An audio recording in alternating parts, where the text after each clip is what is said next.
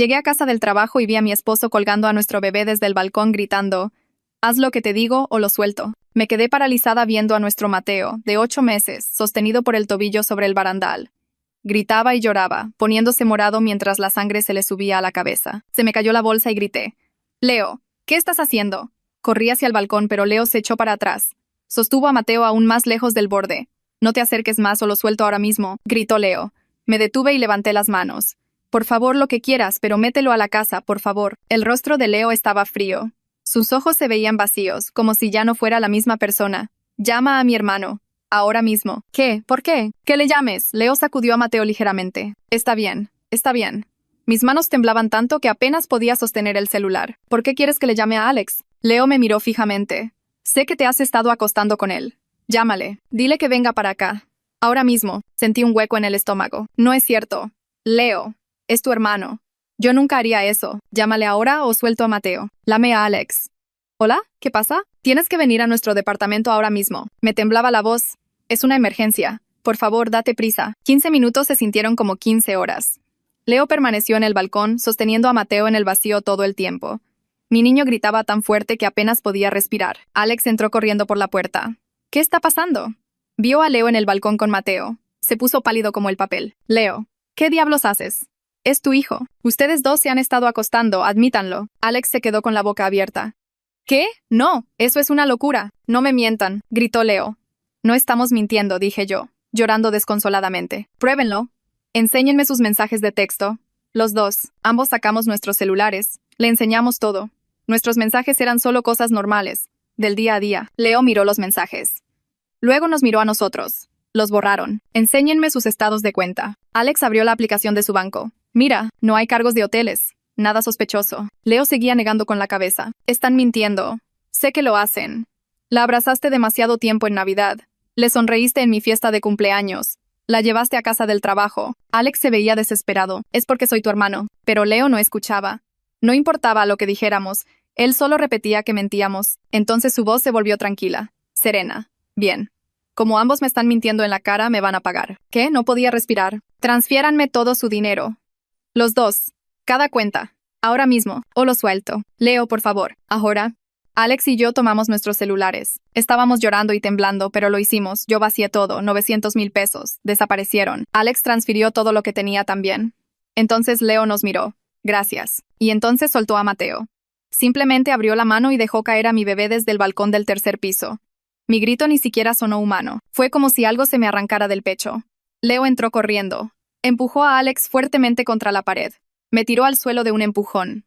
Luego salió corriendo por la puerta principal. Me levanté como pude. Corrí hacia las escaleras. No podía pensar. No podía respirar. Solo corría. Bajé las escaleras. 3 pisos. Tan rápido como pude. Salí disparada al estacionamiento. Esperaba ver el cuerpo de mi bebé en el pavimento. Esperaba ver sangre. Pero cuando llegué no había nada. Ni bebé, ni cuerpo. Solo el pavimento vacío. «Mateo», grité. Corrí por todas partes buscando. Debajo de los coches. En los arbustos. «Mateo, ¿dónde estás?» Mi bebé se había ido. Simplemente desaparecido. Y Alex también se había ido. Miré alrededor. Su coche ya no estaba en el estacionamiento. Había desaparecido. Una vecina me oyó gritar. Salió. «¿Estás bien?» «¿Qué pasa?» «Mi teléfono. Necesito un teléfono». Le arrebaté el suyo con manos temblorosas. Llamé al 911. Mi esposo soltó a mi bebé desde el balcón. «No lo encuentro. Por favor, ayúdenme». La policía llegó en 6 minutos. «Señora, necesitamos que nos explique qué pasó». Les conté todo entre solos. La acusación. El dinero. El oficial parecía confundido. «Señora, no hay ningún cuerpo aquí». «Ya lo sé. ¿Dónde está mi bebé?» Sacaron las grabaciones de seguridad del edificio allí mismo, en una laptop en el estacionamiento. La grabación mostraba nuestro balcón del tercer piso. Mostraba a Leo sosteniendo a Mateo en el borde. Y cómo lo soltaba. Luego el ángulo de la cámara cambió al suelo. Una mujer mayor estaba parada justo debajo. Justo donde Mateo caería. Atrapó a Mateo en sus brazos. La reconocí de inmediato. Es Elena, es su madre. La grabación mostraba a Elena corriendo hacia una camioneta con Mateo en brazos. Leo salió corriendo del edificio y se subió. La camioneta arrancó a toda velocidad. Más grabaciones mostraban a Alex saliendo por la puerta trasera durante todo el caos. Su coche ya no estaba. Lo planearon, susurré. Los tres. Todo me golpeó de repente. Elena siempre me odió. Siempre dijo que yo era demasiado joven para ser madre. Le dijo a Leo que ella criaría mejor a Mateo. Leo me había estado preguntando por mis ahorros durante semanas. Crearon la historia falsa de la infidelidad. Me robaron y de todos modos se llevaron a mi bebé. Me derrumbé allí mismo en el estacionamiento. El oficial me pasó su teléfono. ¿Hay alguien a quien podamos llamar? Pensé en Sofía, mi mejor amiga. Marqué su número. Se llevaron a Mateo. Leo y Elena se lo llevaron. Voy para allá ahora mismo. David ayudará. David, su esposo, un alto mando de inteligencia militar. Me senté en la banqueta afuera de mi edificio, tratando de sostener el teléfono lo suficientemente firme para marcar el número de Sofía. Mis manos no dejaban de temblar. El oficial estaba a unos metros, hablando por su radio. Otros vecinos empezaban a salir, observando todo lo que pasaba. Yo seguía mirando el estacionamiento vacío donde debería haber estado Mateo, donde debería haber estado su cuerpo, pero no había nada. Solo pavimento y unas pocas hojas secas. El coche de Sofía llegó 28 minutos después. Saltó antes de que se detuviera por completo. David venía justo detrás en su camioneta, cargando un maletín de laptop. Caminó directo hacia los oficiales con su postura militar, todo seriedad y concentración. Sofía se dejó caer a mi lado en la banqueta y me rodeó con sus brazos. Empecé a llorar de nuevo, de esa forma que hace temblar todo el cuerpo. No dijo nada, solo me abrazó. David ya estaba haciendo preguntas a los oficiales con esa voz calmada y controlada que usaba para situaciones serias. Le oí preguntar sobre las grabaciones de seguridad, a qué agencias habían contactado, si ya habían emitido una alerta Amber. Los oficiales parecían sorprendidos de lo mucho que él sabía preguntar. Uno de ellos volvió a poner la laptop con la grabación. David se inclinó mirándola varias veces, señaló la pantalla. Su voz se volvió más dura. Les estaba mostrando algo sobre la posición de Elena, lo perfecta que era, cómo estaba parada exactamente en el lugar correcto. Los oficiales miraron la grabación de nuevo, acercándose más. David señaló que Elena llevaba guantes a pesar de que era agosto. Tenía una bolsa ya preparada y lista. Esto no fue pánico o impulso. Esto fue completamente planeado. Uno de los policías sacó su teléfono y empezó a hacer llamadas. Le oí decir algo sobre involucrar a la fiscalía, sobre secuestro organizado, sobre una posible fuga a otro estado. David se acercó y se agachó frente a mí. Su rostro era serio pero amable. Me dijo que iban a encontrar a Mateo. Me prometió que tenían recursos y contactos que ayudarían. Sofía me ayudó a levantarme. Sentía las piernas débiles. Mantuvo su brazo alrededor de mi cintura sosteniéndome. Me dijo que iría a su casa, que no podía volver a mi departamento en ese momento. No discutí. No podía volver allí. No podía pasar junto a ese balcón. No podía ver el lugar donde Leo había sostenido a mi bebé en el vacío. Sofía condujo mientras yo estaba sentada en el asiento del copiloto, mirando por la ventana pero sin ver nada realmente. Cada vez que cerraba los ojos veía a Mateo cayendo. Veía la mano de Leo abriéndose. Veía a mi bebé caer por el aire. En su casa, Sofía me llevó directo al sofá. Se sentó a mi lado y solo me dejó llorar. No intentó decirme que todo estaría bien. No intentó hacerme sentir mejor. Solo se sentó allí conmigo mientras yo me desmoronaba. David estaba en la otra habitación haciendo llamadas. Podía oír su voz baja e intensa. Estaba llamando a gente. Contactos militares, había dicho. Gente que sabía cómo encontrar a personas desaparecidas. Gente que tenía acceso a sistemas y bases de datos que la policía regular no usaba. Unas 2 horas después tocaron a la puerta. Entró una mujer con un traje oscuro y un portafolio de cuero. Tenía el pelo corto y ojos agudos que lo captaban todo de inmediato. Se presentó como la agente Nava de la Fiscalía General. Se especializaba en casos de sustracción de menores por parte de los padres. Se sentó frente a mí y me explicó que las primeras 48 horas eran las más importantes. Ya estaban rastreando el teléfono de Leo. Tenían la placa de la camioneta y estaban revisando las cámaras de tráfico. Me hizo preguntas sobre Elena, sobre su relación, sobre cualquier cosa que Elena hubiera dicho sobre Mateo o sobre mí. Le conté todo. Cómo Elena siempre decía que yo era demasiado joven para ser madre. Cómo le dijo a Leo que ella podía criar mejor a Mateo. Cómo hacía comentarios sobre llevárselo ella misma. Cómo Leo me había estado preguntando por mis ahorros durante semanas. Nava lo anotó todo en su libreta. Su rostro permaneció tranquilo y profesional. Pero vi cómo apretaba la mandíbula cuando describí cómo Leo había sostenido a Mateo sobre el balcón. Cómo nos había extorsionado a mí y a Alex por el dinero antes de soltarlo de todos modos. Preguntó por Alex. Si tenía alguna razón para ayudar a Leo. Abrí la boca para decir que no, pero me detuve. Me di cuenta de que en realidad no lo sabía. Siempre había asumido que Alex estaba de mi lado. Parecía horrorizado por lo que estaba pasando. Pero su coche había desaparecido. Se había esfumado justo después. ¿Y si estaba equivocada en todo? ¿Y si él había sido parte de esto desde el principio? Nava sacó su tableta y me mostró imágenes de cámaras de tráfico.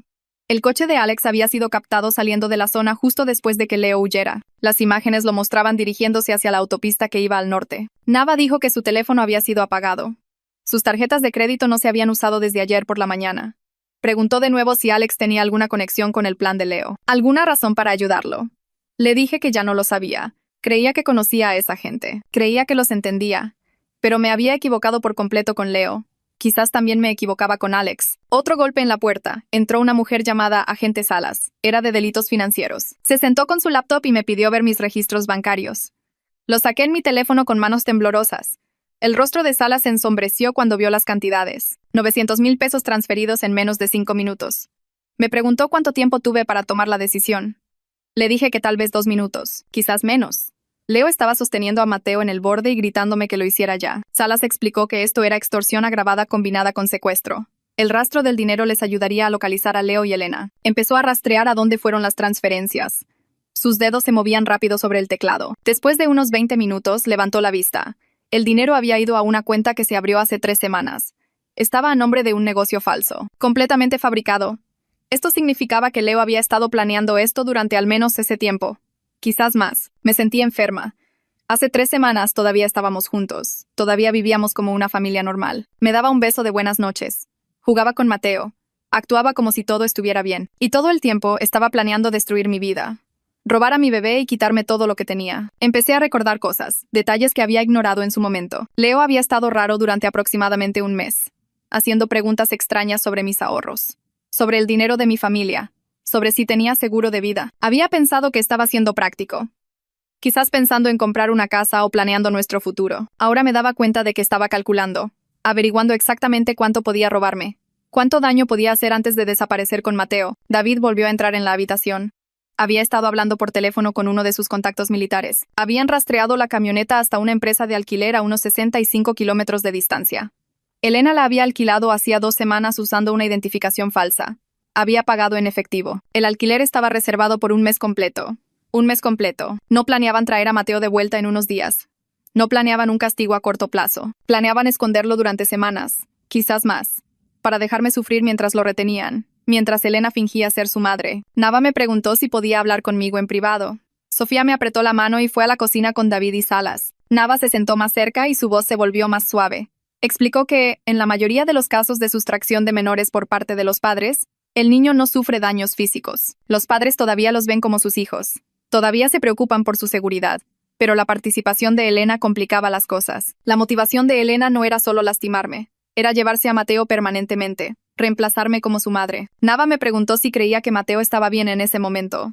Si creía que lo cuidarían. Quería decir que sí. Quería creer que mi bebé estaba a salvo, pero hice una pausa antes de responder.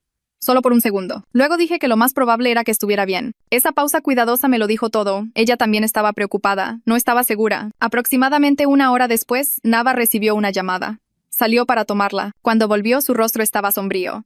Habían encontrado el coche de Alex. Estaba abandonado en un paradero 65 kilómetros al norte. Las llaves seguían puestas. Su cartera no estaba. Su teléfono no estaba. No había señales de lucha, pero tampoco había señales de a dónde fue desde allí, ni grabaciones de vigilancia de él saliendo, ni testigos que lo vieran. Simplemente se había desvanecido. Nava dijo que había 2 posibilidades. O Alex estaba huyendo porque era culpable y estaba involucrado en el plan. O alguien se lo había llevado para mantenerlo callado sobre lo que sabía. De cualquier manera, se había ido. Y no teníamos forma de encontrarlo. Me senté en la mesa de la cocina de Sofía con un cuaderno en blanco frente a mí. Me dio una pluma y acercó una silla a la mía. Necesitábamos escribir a todos los que pudieran saber a dónde llevaría Elena a Mateo. Cada amigo, cada pariente, cada lugar que ella hubiera mencionado. Empecé con la hermana de Elena, pero me di cuenta de que ni siquiera sabía su nombre. Leo siempre había dicho que su familia era complicada. Me mantuvo alejada de ellos. Nunca me llevó a reuniones familiares. Nunca habló mucho de su infancia. Ahora entendía por qué. Esa separación no fue accidental. Se aseguró de que yo no tuviera aliados en su familia. Nadie que pudiera advertirme lo que estaban planeando. Sofía preguntó por los amigos de Elena y me quedé en blanco. La había visto unas 10 veces en los 2 años que estuve con Leo. Siempre fue fría conmigo. Siempre crítica. Pero nunca le pregunté sobre su vida porque estaba demasiado ocupada tratando de caerle bien. La lista permaneció casi vacía. Solo unos pocos nombres de pila que recordaba haber oído.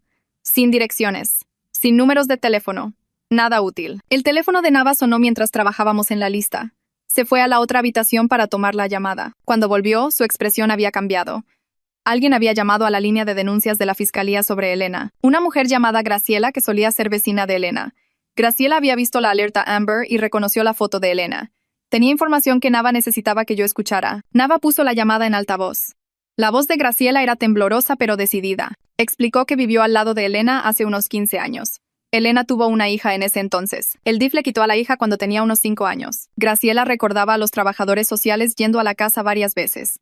Recordaba a Elena gritándoles desde el patio delantero. El hogar no era seguro. Elena era demasiado controladora. No dejaba que la niña jugara con otros niños. La mantenía adentro todo el tiempo. Después de que se llevaron a la hija, Elena se obsesionó con tener otra oportunidad de ser madre. Hablaba de ello constantemente con cualquiera que la escuchara. ¿Cómo demostraría que podía ser una buena madre? ¿Cómo el sistema se había equivocado con ella? ¿Cómo merecía criar a un niño? La información me golpeó tan fuerte que no pude respirar por un segundo. Leo nunca mencionó que su madre perdió una hija con el sistema. Nunca dijo que tenía una hermana que le fue arrebatada. Todas esas veces que Elena dijo que yo era demasiado joven para ser una buena madre.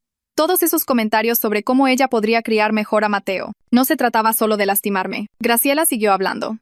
Dijo que Elena nunca aceptó la responsabilidad por perder a su hija. Siempre culpó a los trabajadores sociales, culpó a los vecinos que llamaron al DIF, culpó a todos excepto a sí misma. Pasó años planeando cómo demostrar que era una buena madre.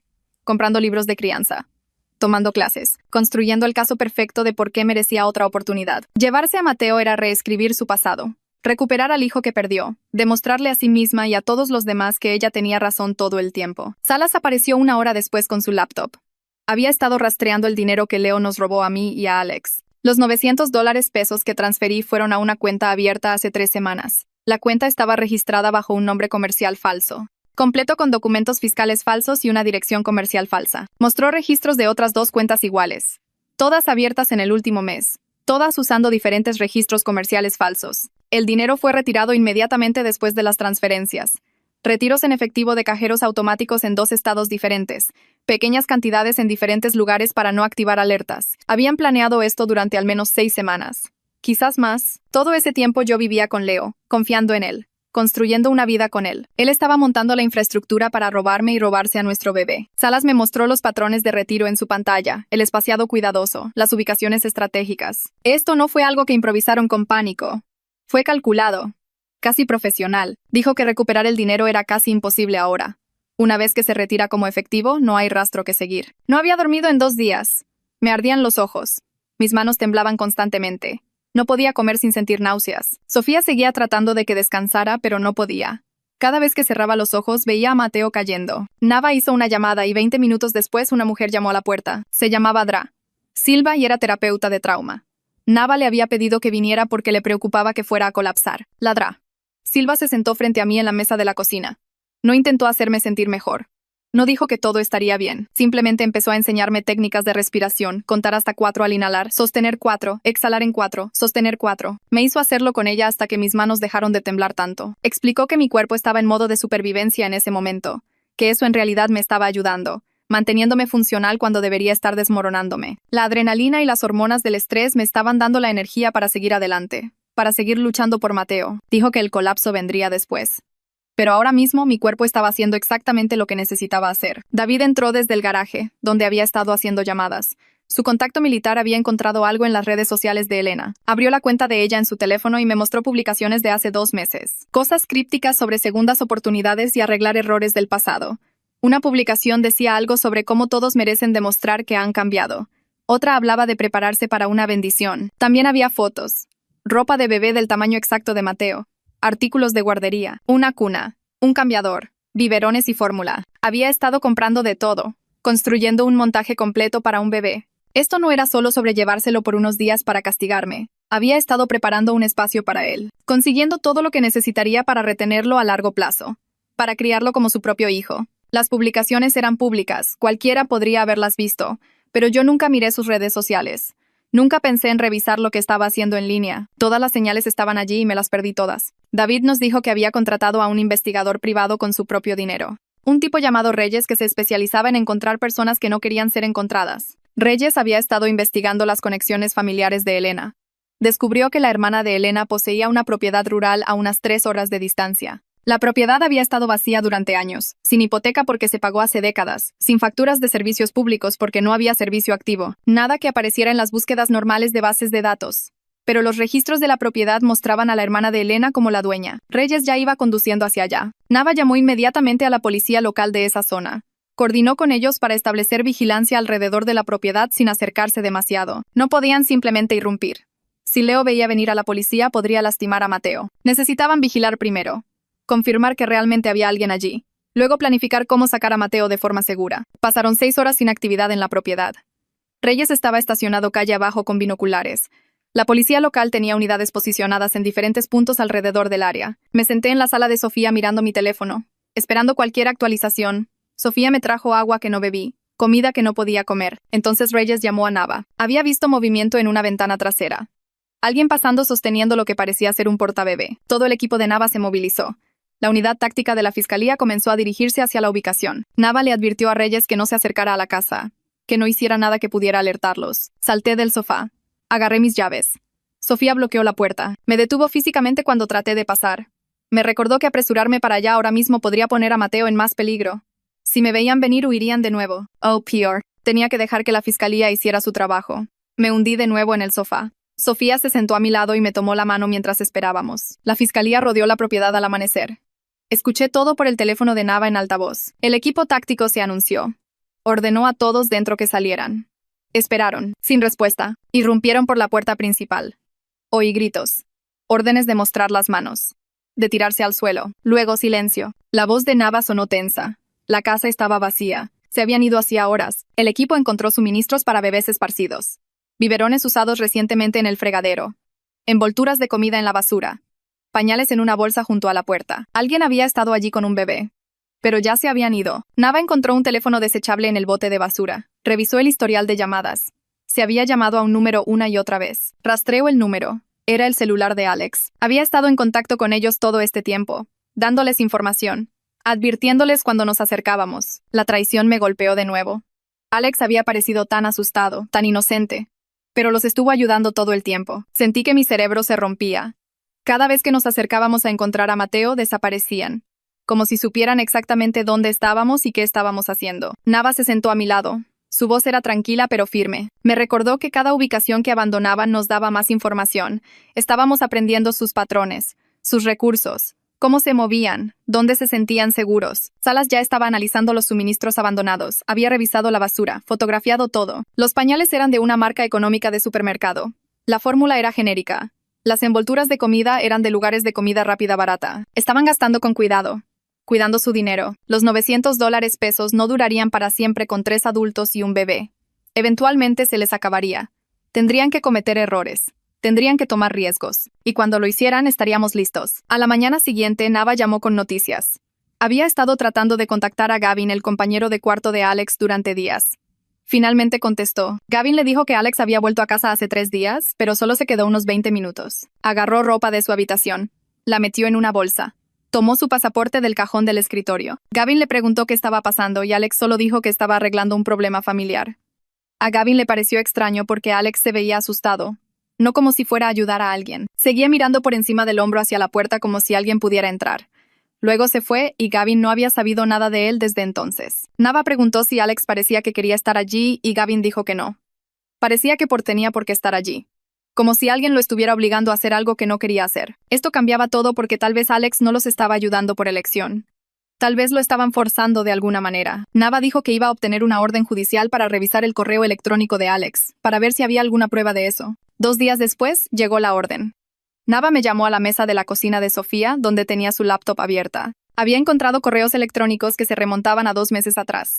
Todos de Leo a Alex. El primero decía que necesitaban hablar sobre su hermana. Dejé de respirar. Ni siquiera sabía que Leo tuviera una hermana. Nunca la mencionó ni una vez en todo el año que estuvimos juntos. Nava se desplazó hacia abajo y leí los correos. Leo estaba amenazando a Alex, diciendo que les iba a contar a sus padres que Alex fue el responsable de la muerte de su hermana, que Alex causó el accidente de coche que la mató, que sus padres nunca lo perdonarían, que perdería a toda su familia. Las respuestas de Alex eran desesperadas, rogándole a Leo que no lo hiciera, diciendo que no fue su culpa, diciendo por favor. Y Leo solo seguía presionando. Seguía diciendo que Alex tenía que ayudarlo con algo o él hablaría. El correo electrónico mostraba cómo se formaba todo el plan. Leo necesitaba que Alex siguiera el juego con una historia de infidelidad falsa, que desapareciera después para que pareciera que nos habíamos escapado juntos. Alex dijo que no al principio, pero Leo lo desgastó. Lo amenazó una y otra vez hasta que Alex finalmente aceptó. Me sentí enferma al leerlo. Alex no era culpable. Era una víctima, igual que yo. Leo había estado chantajeando a su propio hermano durante meses, usando a su hermana muerta para forzar a Alex a ayudar a secuestrar a Mateo. Nava cerró la laptop y me miró. Dijo que esto significaba que Alex podría ayudarnos si podíamos contactarlo de manera segura. Si podíamos ofrecerle protección contra Leo. Comenzó a escribir un correo electrónico a Alex allí mismo, ofreciéndole inmunidad judicial si cooperaba, prometiéndole protección de la fiscalía, rogándole que respondiera si lo veía. Lo envió y esperamos. No podía dejar de pensar en Alex, lo asustado que debió estar, lo atrapado. Leo nos había destruido a ambos de diferentes maneras. Pasaron 3 días sin respuesta. El fallido operativo se sentía como si hubiera sucedido hace semanas, aunque fue hace menos de una semana. Estaba perdiendo la esperanza de que alguna vez encontráramos a Mateo. Entonces sonó mi teléfono. Número desconocido. Casi no contesto porque había estado recibiendo llamadas aleatorias toda la semana. Pero algo me hizo contestar. La voz de Alex se escuchó. Apenas un susurro. Dijo que estaba en un motel con Leo y Elena, pero que podía escapar durante aproximadamente 1 hora. Iba a decir que necesitaba cigarros. Me dio la dirección. Luego me rogó que no llevara a la policía porque Leo dijo que si Alex los traicionaba, lastimaría a Mateo. Le dije a Alex que esperara. Puse el teléfono en altavoz para que Nava pudiera oír. Ella ya estaba tecleando en su laptop, buscando mapas, enviando mensajes a su equipo. Me hizo señas para que lo mantuviera hablando. Le pregunté a Alex si Mateo estaba bien, y Alex dijo que físicamente sí, pero que lloraba mucho.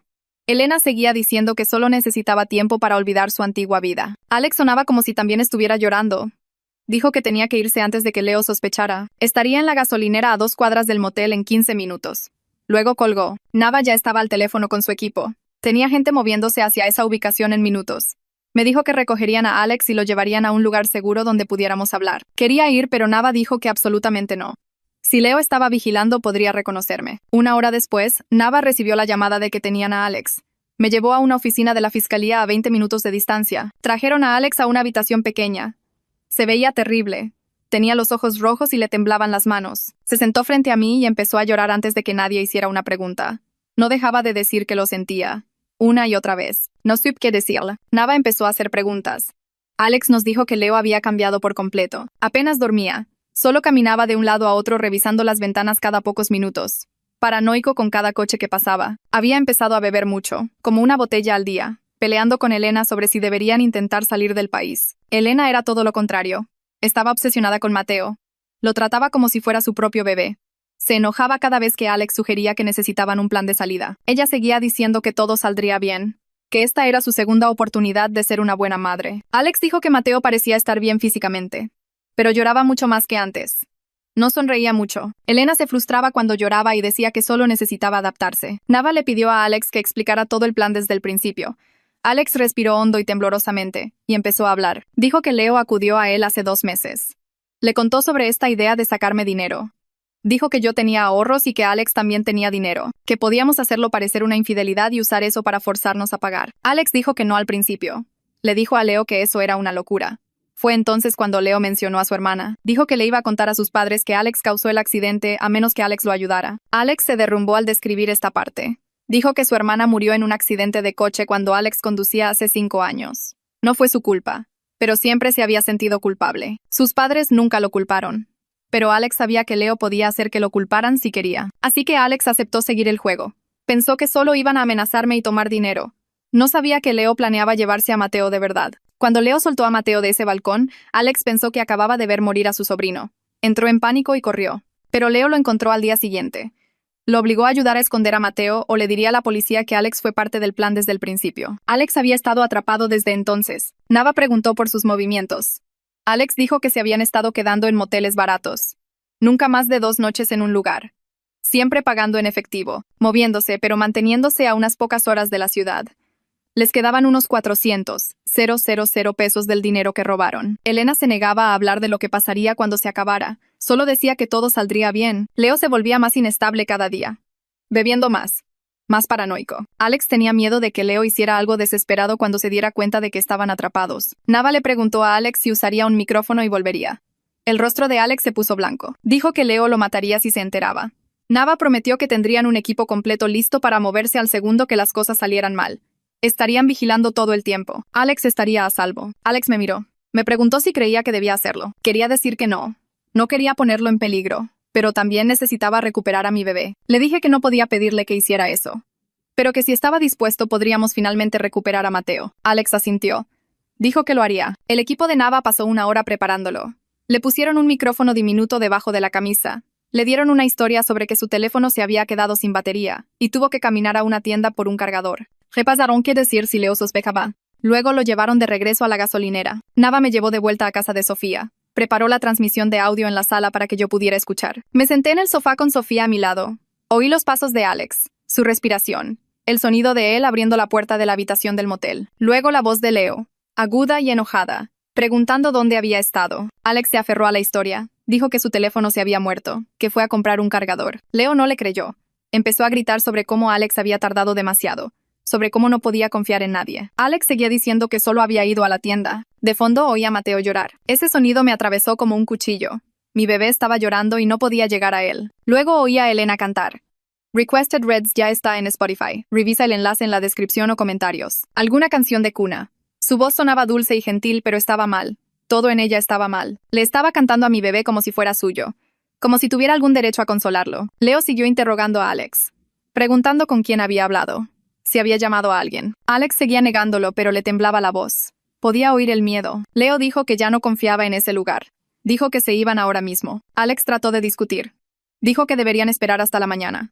Era tarde y Mateo necesitaba dormir. Pero Leo no estaba escuchando. Oí cosas siendo arrojadas a las bolsas. Elena protestando. Mateo llorando más fuerte. Nava agarró su teléfono. Llamó a su equipo. Les dijo que entraran ya. A través de la transmisión de audio oí golpes en la puerta. Alguien gritando que era la fiscalía. Luego el caos. Leo gritando. Mateo gritando más fuerte. Elena chillando sobre que se llevaban a su bebé. La transmisión de audio se volvió loca con sonidos de puertas rompiéndose y gente gritando. Oí botas en el suelo. Pasos fuertes corriendo. Alguien gritando órdenes de la fiscalía. Luego más caos. Leo gritando algo que no pude entender. Muebles estrellándose. Alex gritando que todos se detuvieran. A través de todo, Mateo seguía llorando ese llanto horrible y asustado que me dolía el pecho. Nava agarró su teléfono y empezó a hablar con su equipo. Sofía me apretó la mano tan fuerte que me dolió, pero no me importó. Solo me quedé allí temblando y escuchando. La voz de un agente dijo que tenían a Leo bajo custodia.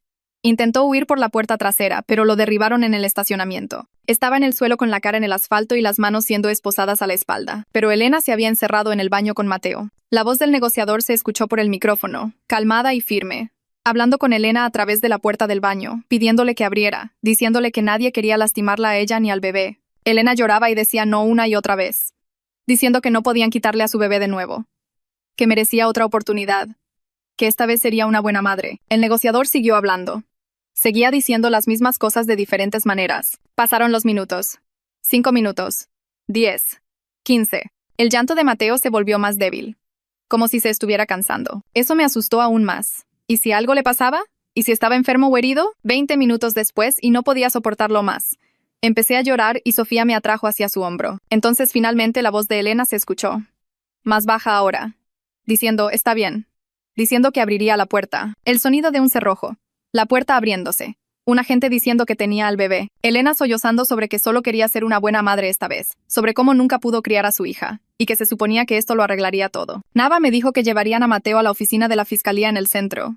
Que debería verlos allí. David condujo porque mis manos temblaban demasiado. Todo el camino seguí viendo a Leo soltando a Mateo de ese balcón. Seguí oyendo ese grito. Seguí pensando en mi bebé desaparecido durante 8 días. Lo que pasó. Si siquiera me recordaría. Llegamos a la oficina de la fiscalía y me llevaron a una pequeña habitación con sillas y una mesa. Nava entró cargando a Mateo. En el segundo en que lo vi empecé a llorar. Lo puso en mis brazos y mis piernas simplemente cedieron. Caí al suelo abrazándolo. Estaba más ligero que antes. Más delgado. Su cara se veía diferente. Asustada. Lloró cuando lo abracé, pero no era su llanto normal. Era este sonido de miedo, como si ya no confiara en nada. Su pañal estaba sucio y tenía un sarpullido. Su ropa era demasiado grande, como si hubiera perdido peso, pero estaba vivo. Estaba de vuelta. Me senté en ese suelo durante 30 minutos, solo abrazándolo y llorando. Sofía se sentó a mi lado, llorando también. Mateo seguía mirando a su alrededor como si esperara que alguien se lo llevara de nuevo. Sus manitas se aferraban a mi camisa. Le hablé. Le dije que ya estaba a salvo, que mami lo tenía, que nadie iba a lastimarlo. Nava trajo un biberón y le di de comer. Se lo bebió tan rápido, como si estuviera hambriento. Eso me hizo llorar más fuerte, pensando en que no lo alimentaban lo suficiente. Después de un rato entraron los paramédicos. Querían revisar a Mateo, asegurarse de que estuviera bien. No quería soltarlo, pero Nava dijo que necesitaban examinarlo. Los paramédicos fueron amables. Revisaron su temperatura, ritmo cardíaco y respiración. Dijeron que estaba deshidratado, bajo de peso, pero no gravemente herido. Querían llevarlo al hospital para un examen completo. Les dije que yo también iría. que no lo iba a perder de vista nunca más. Fuimos en la ambulancia. Sostuve a Mateo todo el tiempo. El hospital hizo más pruebas. Revisaron todo. El médico regresó y dijo que Mateo tenía una infección de oído que no estaba siendo tratada. Algunos moretones en sus brazos y piernas por haber sido sostenido con demasiada fuerza, pero en general estaba bien. El doctor me dijo que los bebés son fuertes, que se recuperan, pero que debía estar atenta a signos de trauma a medida que creciera. Cosas como tener miedo a los extraños o problemas para dormir. Me dieron medicina para la infección de oído y crema para el sarpullido del pañal. Nava nos encontró en el hospital y me dijo que Leo y Elena estaban oficialmente arrestados. Estaban siendo acusados de secuestro, extorsión, poner en peligro a un menor, conspiración. Dijo que los cargos eran sólidos, que se enfrentaban a décadas de prisión. A Alex se le ofreció inmunidad a cambio de su testimonio. La aceptó de inmediato. Empezó a contarles todo. Nava dijo que Alex quería disculparse conmigo, que se sentía terrible por lo que pasó. No supe qué decir a eso. Una parte de mí entendía que fue amenazado, que Leo lo había estado chantajeando, pero aún así ayudó a llevarse a mi bebé. Aún así participó. Le dije a Nava que no estaba lista para hablar con Alex todavía, quizás nunca. Dijo que estaba bien, que no le debía nada. El fiscal estaba armando el caso ahora, reuniendo todas las pruebas, las grabaciones de seguridad, las grabaciones del micrófono, el testimonio de Alex, registros financieros. Todo. Nava dijo que era uno de los casos más sólidos que había visto, que no había forma de que Leo y Elena se libraran de esto. Salas vino a verme al día siguiente a casa de Sofía. Se sentó con papeles y una tableta y revisó todo sobre el dinero. Dijo que recuperarlo sería casi imposible. Fue retirado en efectivo de diferentes cajeros automáticos en 2 estados, gastado en moteles, comida y gasolina. No quedaba nada que embargar. Podía demandar a Leo y Elena en un tribunal civil, pero no tenían bienes, ni casa, ni ahorros. Nada. Los $900 que había ahorrado durante años simplemente se habían ido. Tendría que empezar de nuevo desde cero. Salas parecía triste cuando me dijo esto. Dijo que lo sentía, que deseaba que hubiera más que pudiera hacer. Yo solo asentí. El dinero no importaba tanto como recuperar a Mateo, pero aún así dolía. Fueron años de ahorro, de trabajar turnos extras, de saltarme cosas que quería. Todo se había ido porque Leo planeó todo esto para robarme y llevarse a mi bebé. Sofía y David me dijeron que me quedaría con ellos, que no volvería a ese departamento. No podía de todos modos. Cada vez que pensaba en ese lugar veía a Leo sosteniendo a Mateo sobre el balcón. Lo oía gritar. No podía pagar un lugar nuevo por mi cuenta ahora que mis ahorros se habían ido. David me llevó a un lado y me dijo que no me preocupara por el dinero en este momento, que ellos ayudarían, que podía quedarme todo el tiempo que necesitara. Empecé a llorar de nuevo.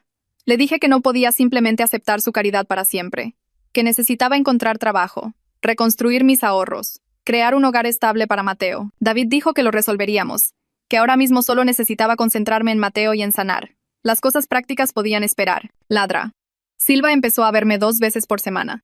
Dijo que mostraba signos de trauma, teniendo pesadillas, ataques de pánico. Cada vez que Mateo lloraba, yo estaba de vuelta en ese balcón, viendo a Leo sostenerlo en el borde, oyéndolo amenazar con soltarlo. Cada vez que alguien tocaba la puerta, pensaba que era Elena volviendo.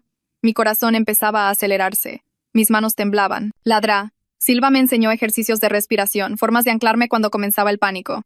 Dijo que esta era una respuesta normal al trauma, que mejoraría con el tiempo, pero en ese momento sentía que apenas me mantenía entera. Me despertaba en medio de la noche y tenía que ir a ver a Mateo, asegurarme de que seguía allí, todavía respirando, todavía a salvo. Sofía me encontraba sentada junto a su cuna a las 3 de la mañana, solo viéndolo dormir. La fiscal llamó unas semanas después. Dijo que le estaban ofreciendo un trato a Leo. 20 años en lugar de cadena perpetua si se declaraba culpable y les decía dónde estaba el dinero. Pregunté qué dijo Leo.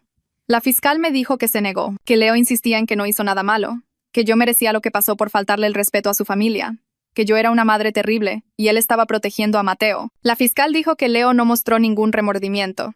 Solo seguía culpándome, diciendo que yo lo obligué a hacer esto. Colgué y me quedé sentada sintiéndome enferma. El hombre que amé nunca existió. Todo fue una máscara. Todo falso. El verdadero Leo era alguien que podía soltar a su propio hijo de un balcón, que podía planear durante semanas robarme y robarse a mi bebé, que podía mirarme con esos ojos vacíos y no sentir nada. El abogado de Elena intentó un enfoque diferente. Argumentó que ella estaba mentalmente enferma, que no era responsable de sus acciones. La fiscal trajo a Graciela y a otras personas que conocían a Elena. Testificaron sobre sus años de planificación, su obsesión por conseguir otro hijo después de perder la custodia de su hija, las publicaciones en redes sociales sobre segundas oportunidades, los suministros para bebés que había estado comprando durante meses. El juez escuchó todo. Luego negó la defensa de enfermedad mental. Dijo que Elena sabía exactamente lo que estaba haciendo, que tomó decisiones calculadas, Planeó todo. Que la enfermedad mental no excusa el secuestro de un bebé. La audiencia preliminar tuvo lugar 6 semanas después de que Mateo volviera a casa. Alex tuvo que testificar. Describir todo lo que hizo Leo. Cómo lo planeó todo. Las amenazas. El chantaje. Me senté en la sala del tribunal sosteniendo a Mateo y observé a Alex en el estrado. Estaba temblando. Llorando. Hablando de cómo Leo se le acercó 2 meses antes. Le mostró la evidencia falsa de la infidelidad.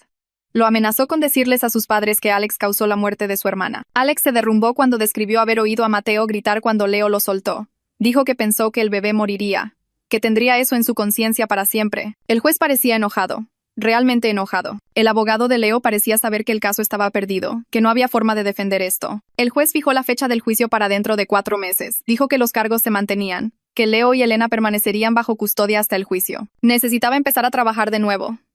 Sofía me consiguió un trabajo remoto de captura de datos a través de un contacto suyo. La paga era mala, realmente mala. Solía ganar un dinero decente antes de todo esto. Ahora estaba metiendo números en hojas de cálculo por un sueldo bajísimo, pero era algo que podía hacer desde la habitación de invitados de Sofía mientras Mateo dormía la siesta. Trabajaba 4 horas al día. Sofía cuidaba a Mateo durante esas horas y se negaba a dejarme pagarle. Decía que eso es lo que hace la familia. Se lo agradecía, pero también me sentía terrible. Ni siquiera podía pagar la guardería para mi propio hijo. No podía mantenerlo. Todo lo que había ahorrado se había ido y estaba empezando de cero. Mateo empezó a actuar diferente unas 2 semanas después de que lo recuperamos. Gritaba cada vez que un hombre se le acercaba. El cartero, David. Incluso el pediatra en su revisión. Se aferraba a mí con tanta fuerza que sus deditos dejaban marcas en mis brazos. No me dejaba bajarlo. Por la noche se despertaba llorando cada pocas horas. A veces simplemente se quedaba allí mirando a la nada con esta mirada perdida. La pediatra dijo que necesitábamos ver a un especialista en trauma infantil de inmediato. Dijo que cuanto antes comenzáramos el tratamiento, mayores serían las posibilidades de que Mateo se recuperara sin daños duraderos. La especialista cobraba 3,000 pesos por sesión. Necesitábamos ir 2 veces por semana. Yo no tenía 6,000 pesos a la semana. No tenía 6,000 pesos en total. David se enteró del costo de alguna manera. Me dijo que él lo pagaría y que yo podría devolvérselo algún día cuando me recuperara. Lo dijo como si no fuera gran cosa. Como si no fueran 24,000 pesos al mes. Lloré en la cocina de Sofía después de que él se fue a trabajar. Pasaron 2 meses. La terapia de Mateo estaba ayudando. Seguía aferrándose a mí. Pero los gritos habían cesado. Entonces llamó la fiscal. Dijo que Leo quería hacerme una declaración a través de su abogado. Nava me dijo que no la leyera. Dijo que solo me alteraría y no ayudaría en nada. Pero yo quería saber qué tenía que decir. Pensé que tal vez habría una disculpa. Quizás alguna explicación que tuviera sentido. La fiscal me envió la carta por correo electrónico. La leí sentada en el sofá de Sofía mientras Mateo jugaba con bloques en el suelo. La carta tenía 3 páginas. Leo escribió que yo era demasiado joven para ser una buena madre, que no respetaba a su familia, que habría arruinado la vida de Mateo si él no hubiera intervenido. Dijo que yo lo obligué a hacer lo que hizo. Que fue mi culpa por no escuchar los consejos de Elena sobre la crianza. No había ninguna disculpa en esas 3 páginas. Ningún reconocimiento de que había sostenido a nuestro bebé sobre un balcón, que me había robado, que había planeado todo durante semanas. Caminé hasta el bote de basura de la cocina y tiré mi teléfono adentro. Sofía lo rescató más tarde. Llamé a la fiscal y le dije que no tenía nada que decirle a Leo. Una semana después de eso, un abogado me contactó. Dijo que representaba a la familia de Elena. Querían reunirse conmigo. Querían disculparse y ofrecerse a ayudar con los gastos. Sospeché. Nava dijo que podría ser legítimo, que a veces las familias de los criminales intentan enmendar las cosas. Acepté reunirme con ellos en una cafetería con Nava presente. Aparecieron 3 personas. El hermano de Elena, Jaime, su esposa y su hija adulta. El hermano empezó a llorar en el segundo en que se sentó. Dijo que lo sentía mucho. Que debió haber visto las señales de advertencia. Me dijo que Elena perdió la custodia de su hija hace 15 años. Que el DIF se llevó a la niña porque Elena era demasiado controladora y el hogar no era seguro. Dijo que Elena había estado obsesionada con tener otra oportunidad de ser madre desde entonces. Que hablaba de ello constantemente. Que debió haber sabido que ella haría algo así. Su esposa dijo que no tenían idea de que Elena planeaba llevarse a Mateo. Que la habrían detenido si lo hubieran sabido. Se ofrecieron a pagar la terapia de Mateo y mis gastos legales. Todo. Costara lo que costara. Una parte de mí quería negarse. No quería nada relacionado con Elena. Pero necesitaba la ayuda. La necesitaba desesperadamente. Así que dije que sí. El hermano organizó una transferencia bancaria ese mismo día. Alex me llamó 3 semanas después. Dijo que se mudaba al otro lado del país. Empezando de nuevo en otro lugar. Quería reunirse conmigo una última vez antes de irse. Nos vimos en un parque. Se veía terrible, como si no hubiera dormido en semanas. Se disculpó de nuevo por todo, por ayudar a Leo, por no advertirme, por huir. Luego intentó darme un sobre. Dijo que había 150,000 pesos adentro, todo lo que tenía ahorrado. Le dije que no. No podía aceptar su dinero. Él insistió. Dijo que necesitaba hacer algo para arreglar esto, que nunca se perdonaría a sí mismo si no intentaba ayudar. Ambos empezamos a llorar allí parados en el parque. Tomé el sobre. Hablamos unos minutos más. Sobre cómo Leo había destruido cualquier posibilidad de que fuéramos amigos. Sobre cómo ambos éramos sus víctimas de diferentes maneras. Luego Alex se subió a su coche y se fue.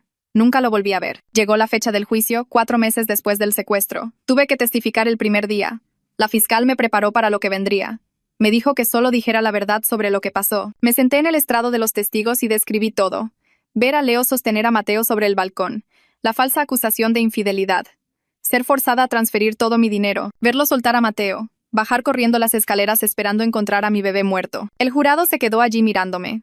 Algunos de ellos estaban llorando cuando terminé. Leo me miró fijamente todo el tiempo con esos ojos fríos y vacíos. Le devolví la mirada. No aparté la vista ni una vez. Quería que viera que no me había roto, que seguía aquí, luchando. Elena testificó al día siguiente. Dijo que en realidad estaba rescatando a Mateo de mí. Que yo era una mala madre y ella le estaba dando una vida mejor. Que hizo lo correcto. El jurado parecía horrorizado. Incluso su propio abogado parecía incómodo. El jurado se fue a deliberar. 3 horas después regresaron. El juez leyó el veredicto. Culpables de todos los cargos, tanto Leo como Elena. Secuestro. Extorsión. Poner en peligro a un menor. Conspiración. Todo. La sentencia se dictó una semana después. Leo recibió 35 años de prisión. Elena recibió 25 años. El juez dijo que sus acciones fueron depravadas y calculadas. Que la única razón por la que no recibían cadenas perpetuas era porque Mateo sobrevivió sin lesiones físicas graves. Me senté en la sala escuchando las sentencias. Sentí alivio, pero no satisfacción. Ninguna cantidad de tiempo en prisión podría deshacer lo que hicieron. Ninguna sentencia podría devolverme a la persona que era antes de que esto sucediera. Pero al menos estarían encerrados. Al menos no podrían lastimar a nadie más. Después de que terminó el juicio, empecé a ver a Ladra. Silva 2 veces por semana en lugar de una. Trabajamos en todo lo que pasó. La traición, el trauma, el duelo por la vida que pensé que tenía con Leo. Estaba enojada conmigo misma, por no ver las señales de advertencia, por confiar en él completamente, por ser tan ingenua. Ladra. Silva me decía que fui víctima de un manipulador sofisticado. Que nada de esto fue mi culpa. Que Leo había engañado a todos, no solo a mí. Lo dijo una y otra vez, semana tras semana. Poco a poco empecé a creerle. Empecé a entender que no podría haberlo sabido. Que no había forma de predecir que alguien haría algo tan malvado. 6 meses después del secuestro me mudé a mi propio departamento con Mateo. Era diminuto. Solo una recámara. El barrio no era genial, pero la renta era algo que podía pagar con mi trabajo de captura de datos y el dinero que Alex me dio. Compré muebles de segunda mano. Puse la cuna de Mateo en la esquina de la recámara. Instalé 3 cerraduras diferentes en la puerta principal. Puse un sistema de seguridad que probablemente costaba demasiado. Pero necesitaba sentirme segura. Necesitaba sentir el control de mi espacio. Mateo estaba mejor para entonces. Todavía tenía días difíciles. Todavía se ponía ansioso a veces. Pero estaba riendo de nuevo. Jugando con juguetes. Empezando a confiar en otras personas además de mí. La especialista en trauma dijo que estaba progresando mucho. Sofía vino un día con un montón de papeles. Solicitudes para fondos de compensación a víctimas. Programas de asistencia. Cosas que ni siquiera sabía que existían. Me ayudó a llenar todo. Explicó qué cubría cada programa. En un mes me aprobaron para varios de ellos. El dinero no era mucho, pero ayudaba. Combinado con trabajar a tiempo completo ahora y los programas de asistencia, estaba reconstruyendo lentamente mis ahorros. Llevaría años volver a donde estaba, pero al menos estaba avanzando en lugar de solo sobrevivir. Salas llamó por esa misma época. Dijo que la investigación financiera estaba oficialmente cerrada. El dinero era irrecuperable. Leo y Elena lo habían gastado todo. No quedaba nada que embargar, pero dijo que mi cooperación les ayudó a identificar patrones. Que habían usado lo que aprendieron para prevenir otras estafas similares. Al menos algo bueno salió de eso. 2 meses después del juicio me senté en el consultorio de Ladra. Silva para la actualización de la terapia de Mateo. Su terapeuta de trauma salió y se sentó frente a mí. Sacó sus notas y empezó a repasar su progreso. Las pesadillas ocurrían con menos frecuencia ahora. Quizás una vez cada 2 semanas en lugar de todas las noches. Estaba alcanzando todos sus hitos de desarrollo a pesar de todo lo que pasó. Su apego a mí era fuerte y saludable. Dijo que le estaba yendo muy bien considerando lo que vivió. Luego dijo algo que me hizo empezar a llorar allí mismo en su consultorio. Me dijo que los niños son increíblemente fuertes cuando tienen un cuidador estable y amoroso. Que yo le estaba proporcionando exactamente lo que Mateo necesitaba para sanar. Había estado tan asustada de haberle fallado por no protegerlo en primer lugar. Por no ver lo que Leo estaba planeando. Por dejar que se lo llevaran. Pero escuchar que lo estaba haciendo bien como su madre hizo que algo se aflojara en mi pecho. Salí de esa cita sintiéndome más ligera de lo que me había sentido en meses. Una semana después, Sofía me habló de un grupo de apoyo para padres cuyos hijos fueron secuestrados por familiares. No quería ir al principio. No quería sentarme en una habitación y hablar sobre lo que pasó. pero me convenció de intentarlo una vez. El grupo se reunía en el sótano de un centro comunitario todos los martes por la noche. Había otros 8 padres allí cuando entré. Todos parecían cansados, todos parecían entender. Dimos la vuelta al círculo compartiendo nuestras historias. Una mujer llamada Sara habló de que su exesposo se llevó a su hija durante 3 meses. Dijo que le tomó 2 años dejar de tener ataques de pánico todos los días. Pero ahora estaba genuinamente bien. Tenía días buenos y días malos, pero sobre todo buenos. A su hija le iba bien en la escuela. Estaban construyendo una vida normal. Escucharla decir eso me dio algo que no había sentido en mucho tiempo. Esperanza. Esperanza de que algún día esto no sería lo primero en lo que pensar al despertar. Que no definiría cada momento de mi vida. Empecé a ir a ese grupo cada semana. En el segundo cumpleaños de Mateo, le hice una fiesta en casa de Sofía. Solo unos pocos amigos cercanos, nada grande. Compré un pequeño pastel del supermercado y algunos globos. Mateo se sentó en su silla alta y Sofía le puso el pastel delante. Lo miró fijamente por un segundo. Luego agarró un puñado y se lo metió en la boca. Chocolate por todas partes. Por toda su cara, manos y en la silla alta. Se reía a carcajadas. Todos tomaban fotos y sonreían. Lo observé y me di cuenta de lo lejos que habíamos llegado ambos. Él no recordaba lo que pasó. Para él, era solo un vacío en su vida temprana que no dejaría cicatrices conscientes en su memoria. Yo llevaría los recuerdos por los dos. Pero estaba decidida a que no envenenarían su infancia. Merecía ser feliz y despreocupado. Merecía ser solo un niño. 3 meses después, mi gerente me llamó a su oficina en el trabajo. Pensé que estaba en problemas por algo. En cambio, me dijo que me iban a ascender. Un mejor puesto con beneficios reales y un sueldo decente. No era nada glamoroso. Seguía haciendo captura de datos, pero con más responsabilidad y mejores horas. Pero era estable. Significaba que podía mantener a Mateo sin depender de Sofía y David para siempre. Abrí una nueva cuenta de ahorros ese mismo día.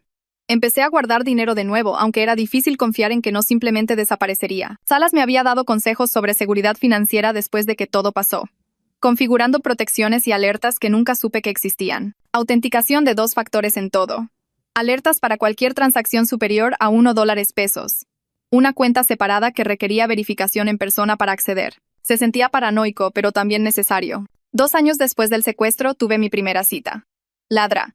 Silva había estado trabajando conmigo en problemas de confianza durante meses, ayudándome a reconocer que no todo el mundo era un manipulador como Leo. Que había gente buena ahí fuera. El hombre con el que estaba saliendo trabajaba en contabilidad. Tenía un trabajo aburrido, un coche aburrido y un departamento aburrido. Era perfecto. Fue paciente cuando tuve ataques de pánico. No presionó cuando necesité espacio. Era bueno con Mateo, jugando a los carritos en el suelo y leyendo libros a la hora de dormir. No estaba lista para nada serio, pero se sentía bien recordar que podía tener una vida más allá de ser una víctima. Que podía ser una persona que tenía citas, se reía de los chistes y pensaba en un futuro. Nava me llamó una tarde de la nada. Dijo que estaba usando mi caso en sesiones de capacitación para nuevos agentes de la fiscalía, enseñándoles sobre investigaciones de sustracción de menores. Me preguntó si estaría dispuesta a ir a hablar con su equipo sobre la perspectiva de la víctima. Dije que sí sin pensarlo realmente. El centro de capacitación estaba en un edificio en el centro. 20 agentes sentados en filas mirándome. Les conté todo, lo que se sintió ver a Leo sostener a Mateo sobre ese balcón. El terror de descubrir que ya no estaba. Los días de no saber si estaba vivo, trabajar con las fuerzas del orden y sentirme impotente, recuperarlo y lidiar con las secuelas. Escucharon sin interrumpir. Hicieron preguntas reflexivas después sobre qué ayudó y qué no. Varios de ellos se acercaron después y me agradecieron por mi valentía. Se sintió como tomar algo terrible y crear algo significativo a partir de ello. Como si tal vez otras familias no tuvieran que pasar por lo que yo pasé porque estos agentes sabrían mejor cómo ayudar. Cuando Mateo cumplió 3 años, lo inscribí en el preescolar. El primer día tuve un ataque de pánico total en el estacionamiento. Mis manos temblaban, tan mal que apenas podía desabrochar su cinturón de seguridad. Seguía pensando que alguien se lo llevaría, que volvería y él ya no estaría. La maestra salió cuando me vio batallando. Le expliqué nuestra historia. No me juzgó ni me miró como si estuviera loca. Simplemente dijo que trabajarían conmigo en un plan de seguridad. Procedimientos extra de registro. Una palabra clave que solo yo supiera. Permiso requerido para que cualquier otra persona lo recogiera, incluso con autorización por escrito. Después de una semana, pude dejarlo sin llorar. Amaba la escuela. Hizo amigos. Aprendió canciones y llegó a casa cubierto de pintura y pegamento. Verlo prosperar se sintió como una prueba de que ambos estábamos sanando, que la vida normal era posible. 3 años después del juicio, recibí una carta sobre la primera audiencia de libertad condicional de Leo. Se me revolvió el estómago cuando vi el sobre. Tenía que escribir una declaración de impacto de la víctima. Explicarle a la Junta de Libertad Condicional por qué no debería ser liberado. Me senté en la mesa de mi cocina durante horas tratando de encontrar las palabras. Finalmente, solo escribí la verdad. Cómo sus acciones destruyeron mi sentido de seguridad y confianza. Cómo todavía tenía pesadillas sobre ese día. Cómo Mateo todavía mostraba signos de trauma temprano aunque no lo recordara conscientemente. Cómo estaba aterrorizada de lo que Leo haría si salía. La Junta de Libertad Condicional denegó su solicitud. No sería elegible de nuevo por otros 5 años. Me sentía aliviada, pero también cansada. Cansada de que ocupara espacio en mis pensamientos. Cansada de dejarle tener poder sobre mis emociones. Ladrá. Silva y yo empezamos a trabajar en estrategias para soltar la ira que me mantenía atascada. Fue difícil. Algunos días quería seguir enojada. La ira se sentía más segura que la vulnerabilidad, pero poco a poco empecé a elegir avanzar en lugar de quedarme atrapada en el pasado. Llegué a un punto en el que podía pasar días enteros sin pensar en el secuestro. Mateo estaba prosperando en el preescolar. Yo estaba estable financieramente. Estaba construyendo una vida que se sentía genuinamente mía en lugar de definida por lo que pasó. Sofía comentó un día que me veía más ligera, más como yo misma. Me di cuenta de que tenía razón. El trauma siempre sería parte de mi historia, pero ya no era el centro de mi identidad. Era madre amiga. Una persona con un trabajo, pasatiempos y planes para el futuro. En el 4º aniversario de recuperar a Mateo lo llevé al parque. Corrió directo a los juegos. Subió la escalera y se deslizó por el tobogán una y otra vez. Sin miedo, sin dudar. Solo un niño normal de 4 años divirtiéndose. No tenía memoria de Leo o Elena. Ningún conocimiento consciente de lo que hicieron. Para él, siempre habíamos sido solo nosotros dos. Nuestra pequeña familia estaba completa. Me senté en una banca viéndolo jugar y pensé en la persona que era hace 4 años. Ingenua, confiada y completamente desprevenida para lo que venía. Y la persona que era ahora, más fuerte, más sabia y más cuidadosa, pero no rota. Había sobrevivido a algo que debería haberme destruido. Y me había asegurado de que Mateo aún pudiera tener una buena infancia a pesar de todo. 6 meses después de ese día en el parque, ahorré lo suficiente para devolverle a David los costos de la terapia. Aparecí en su casa con un cheque y le dije que necesitaba hacer esto. Intentó negarse, pero insistí. Se trataba de que yo tomara el control de mi vida de nuevo. Miró el cheque durante mucho tiempo. Luego asintió y lo tomó. La semana siguiente, Sofía me dijo que él puso cada peso en un fondo universitario para Mateo. Dijo que eso es lo que hace la familia. Invierten en el futuro del otro. Lloré cuando me lo dijo. David y Sofía se habían convertido en los tíos de Mateo en todo el sentido de la palabra. Su apoyo hizo posible la supervivencia. Casi al mismo tiempo, Jaime, el hermano de Elena, envió otro cheque para la terapia y educación de Mateo. Había estado haciendo esto durante más de un año. Al principio me sentí culpable aceptando dinero de su familia. Pero Jaime me explicó por teléfono que su familia también perdió a alguien por los delirios de ella. Ayudarnos era parte de cómo procesaban su propio dolor y culpa. Empezamos a intercambiar actualizaciones algunas veces al año. Enviaba tarjetas de cumpleaños a Mateo firmadas como tío Jaime. Era una conexión con la familia que no estaba envenenada por lo que pasó. Mateo nunca conocería a Elena, pero podría conocer a Jaime. Eso se sintió correcto. Entonces Alex me contactó por correo electrónico después de 3 años sin contacto. Preguntó si podía enviar regalos de cumpleaños a Mateo. Miré ese correo electrónico durante 2 días antes de responder. Ladra. Silva y yo lo hablamos en terapia. Decidí permitirlo con términos claros.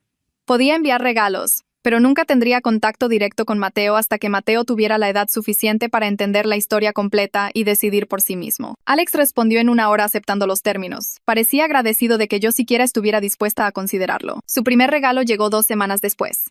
Un juego de trenes de madera con el nombre de Mateo tallado en uno de los vagones. Los regalos siempre eran considerados y apropiados para la edad de Mateo. Alex había construido una nueva vida en otro estado y parecía estar genuinamente mejor. Empecé a ser voluntaria en una organización que ayuda a los padres a navegar el sistema legal después de una sustracción parental. Usar mi experiencia para guiar a otros a través del proceso se sintió redentor, como si estuviera tomando lo peor que me había pasado y usándolo para ayudar a la gente. Los padres con los que trabajé estaban muy agradecidos por los consejos de alguien que entendía.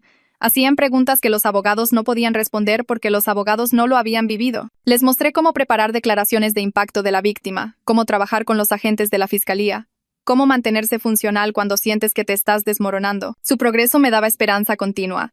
Cuando uno de ellos recuperaba a su hijo, me sentía casi tan feliz como cuando recuperé a Mateo. Mateo entró al kinder ese otoño. Fui un manojo de nervios dejándolo el primer día, aunque su transición al preescolar había ido bien. Pero él corrió directo al salón de clases y empezó a jugar con bloques. Su maestra me llamó esa tarde. Dijo que era seguro de sí mismo y estaba bien adaptado. Comentó lo fácil que hacía amigos y seguía instrucciones. No tenía idea de lo que sobrevivió cuando era bebé. No se lo dije a menos que se volviera relevante para su educación. Era solo un niño normal al que le encantaban los dinosaurios y los bloques de construcción. Esa normalidad era la mayor victoria. Cada hito que alcanzaba se sentía como una prueba de que habíamos llegado al otro lado. Su primer día en el autobús escolar, su primer amigo viniendo a jugar, la primera vez que leyó un libro completo solo. Esos momentos normales lo significaban todo. 5 años después del secuestro, conocí a alguien en una cafetería. Empezamos a hablar mientras esperábamos nuestros pedidos. Me invitó a salir y dije que sí después de hacerle una verificación de antecedentes. Ladra. Silva me había estado animando a intentar salir de nuevo. Este tipo fue paciente con mis respuestas al trauma. Cuando me sobresaltaba con ruidos fuertes, no preguntaba por qué. Cuando necesité ir a ver a Mateo 3 veces durante nuestra segunda cita, lo entendió. También era bueno con Mateo. Jugaban a los dinosaurios juntos y nunca actuó molesto cuando Mateo nos interrumpía. No tenía conexión con mi pasado, ni lazos con Leo o Elena, ni nada de eso. Después de 6 meses, empezamos a hablar de mudarnos juntos. Estaba nerviosa por combinar hogares, por dejar que alguien se acercara tanto de nuevo, pero también estaba emocionada por construir un futuro que fuera más que solo supervivencia. Ladra. Silva dijo que así es como se ve la recuperación saludable. Ser capaz de confiar de nuevo sin ser imprudente. Aprender a abrir tu corazón mientras te sigues protegiendo. Había reconstruido mis ahorros a casi lo que eran antes. El número en mi cuenta bancaria no era exactamente 900,000 pesos, pero estaba cerca. Estaba trabajando en un puesto que realmente disfrutaba con espacio para crecer. Mi jefa había insinuado un ascenso el próximo trimestre. Mateo estaba prosperando en la escuela y no mostraba efectos duraderos de su trauma temprano más allá de una ligera sensibilidad en el apego. Su terapeuta dijo que era manejable y que podría desaparecer por completo a medida que creciera. Teníamos una comunidad de amigos y familia elegida que nos apoyaba. Sofía y David, obviamente. Jaime, que enviaba tarjetas y cheques. Las familias con las que me ofrecí como voluntaria y que se convirtieron en amigas, mis compañeros de trabajo que nos invitaban a carnes asadas y fiestas de cumpleaños. La vida que tenía ahora era diferente de lo que imaginé antes de que todo sucediera, pero era genuinamente buena. Un martes por la tarde cualquiera, estaba preparando la cena mientras Mateo hacía la tarea en la mesa de la cocina. Estaba practicando escribir sus números. Sacaba la lengua cuando se concentraba. Yo estaba picando verduras para un salteado. La radio ponía música tranquila de fondo. Mi novio vendría más tarde. Íbamos a ver una película después de que Mateo se durmiera. Era tan normal, tan pacífico, y me di cuenta de que era feliz. No solo sobreviviendo o lidiando, sino realmente feliz con la vida que construimos. El secuestro siempre sería parte de nuestra historia. Todavía tenía pesadillas a veces. Todavía revisaba las cerraduras 3 veces antes de acostarme, pero ya no era toda la historia. Estábamos a salvo. Éramos amados. Estábamos avanzando. Leo y Elena nos quitaron mucho. Se llevaron mis ahorros, mi confianza y mi sentido de seguridad. Se llevaron esos 8 días en los que no supe si mi bebé estaba vivo. Pero no se llevaron todo. No se llevaron nuestra capacidad de sanar, de confiar de nuevo, de construir algo hermoso desde los escombros. Mateo levantó la vista de su tarea y preguntó qué había de cenar. Le dije que salteado con pollo. Hizo una mueca porque no le gustaban las verduras. But I knew he'd eat them anyway. Volvió a sus números. Yo volví a picar. La tarde se extendía ante nosotros llena de momentos ordinarios, y eso se sintió como la victoria más verdadera posible. Bueno, ese es el gran final. Si sigues viendo, tienes una paciencia impresionante. Ya de paso, suscríbete. Ya estamos los dos muy metidos en esto.